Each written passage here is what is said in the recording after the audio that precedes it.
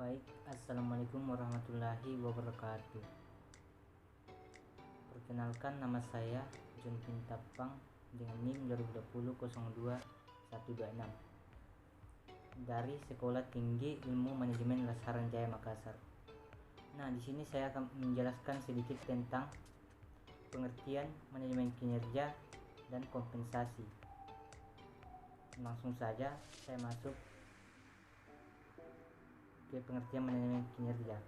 Manajemen kinerja adalah proses penggunaan sumber daya organisasi untuk menggunakan orang lain untuk mencapai tujuan organisasi secara efektif dan efisien, yakni dengan menjalankan fungsi-fungsi manajemen seperti perencanaan, pengorganisasian, pengarahan dan pelaksanaan, pengawasan dan lain-lain. Sementara itu, kata lain kinerja merupakan singkatan dari kinetika, energi kerja, yang pendanaannya dalam bahasa Inggris adalah performan, yang seringkali di Indonesia akan menjadi performa. Manajemen kinerja adalah suatu proses yang dirancang untuk meningkatkan kinerja organisasi, kelompok, dan individu yang digerakkan oleh para manajer. Manajemen kinerja mencakup pengkajian ulang terhadap kinerja secara berkesinambungan dan dilakukan secara bersama.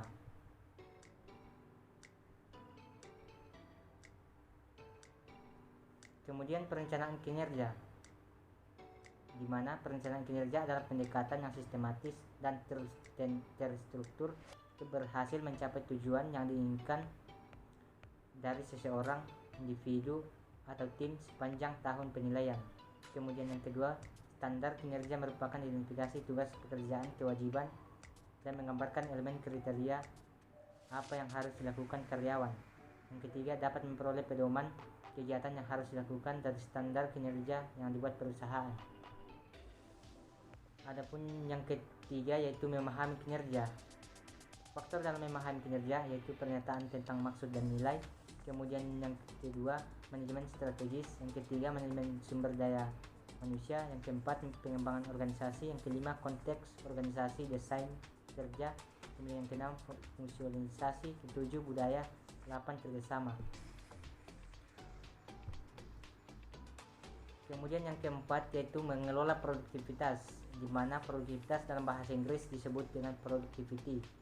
Ini pada dasarnya terdiri dari dua kata yaitu produk dan activity, yang artinya adalah kegiatan untuk menghasilkan sesuatu baik berupa produk ataupun jasa atau layanan. Kemudian yang kelima, pengertian kualitas. Menurut ISO 86402/2001, kualitas adalah totalitas dan karakteristik dari produk atau jasa yang memenuhi kebutuhan tersurat maupun tersirat. Kemudian menurut Tiptono mendefinisikan kualitas sebagai kesesuaian yang digunakan atau fitness untuk digunakan. Divisi lain yang menekan orientasi harapan pelanggan pertemuan. Kemudian yang keenam yaitu umpan balik. Yang dimaksud dengan umpan balik adalah pemberian informasi yang diperoleh untuk memperbaiki atau meningkatkan pencapaian atau hasil. Cara memperoleh umpan balik yaitu yang pertama memancing persepsi, yang kedua memanfaatkan teknik, alat atau bantu ekspektabel, kemudian yang ketiga memilih bentuk motivasi yang akurat, yang keempat menggunakan metode yang bervariasi. Kemudian yang ketujuh, pengukuran kinerja, di mana pengukuran kinerja adalah tindakan pengukuran yang dilakukan terhadap berbagai aktivitas dalam rantai nilai yang ada pada perusahaan.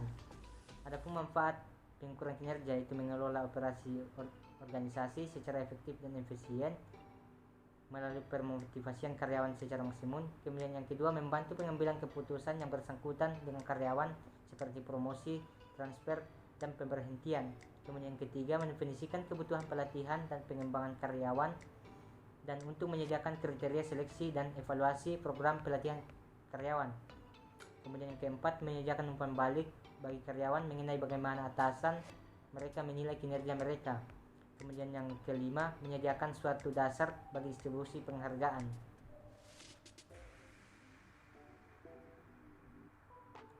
Kemudian yang ke-8, pengertian penilaian kinerja. Penilaian kinerja merupakan metode evaluasi dan menghargai kriteria yang paling umum digunakan. Penilaian kinerja dilakukan untuk memberitahu karyawan apa yang diharapkan pengawas untuk membangun pemahaman yang lebih baik satu sama lain.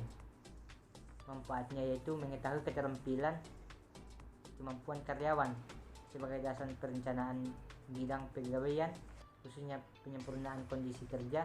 Kemudian yang ketiga, sebagai dasar pengembangan dan penyalahgunaan karyawan seoptimal mungkin. Kemudian keempat, mendorong terciptanya hubungan timbal balik.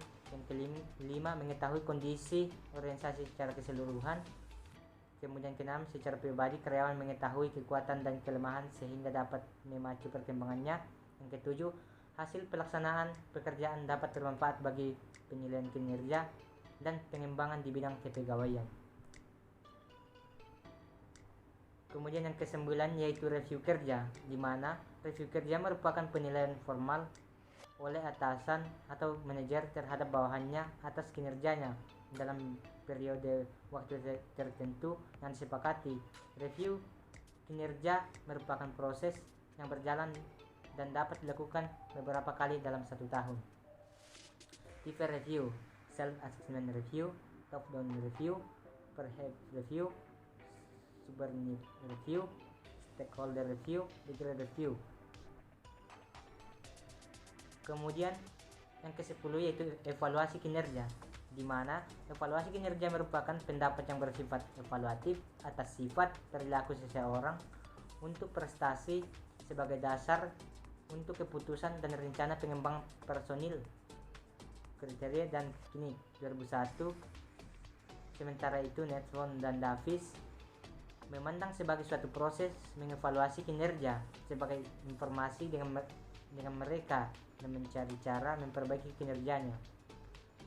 Adapun metode evaluasi yaitu penilaian diri sendiri dari pekerja yang bersangkutan, kemudian yang kedua penilaian dari atasan langsung, kemudian yang ketiga penilaian dari rekan kerja, kemudian yang keempat penilaian dari bawahan langsung, kemudian yang kelima penilaian dari sumber lain seperti pelanggan, pemasok, komite, para manajer, konsultan eksternal. Kemudian yang keenam evaluasi 360 derajat. Langkah-langkah untuk menjadi profesional dalam manajemen kinerja untuk kedepannya yaitu menentukan tujuan. Tentukan tujuan terlebih dahulu sebagai tingkat awal mengatasi masalah tidak terlihat menjadi terlihat. Kemudian yang kedua, pegang tanggung jawab dalam hidup. Ingatlah bahwa diri sendiri yang akan membawa Anda kemana ingin pergi. Kemudian yang ketiga, Anda harus berjuang untuk mencapai cita-cita dan harapan. Untuk juga harus rela berkorban dan siap bekerja keras demi impian tersebut. Kemudian yang keempat, sistem penilaian kinerja yang transparan. Kelima, performance target setting.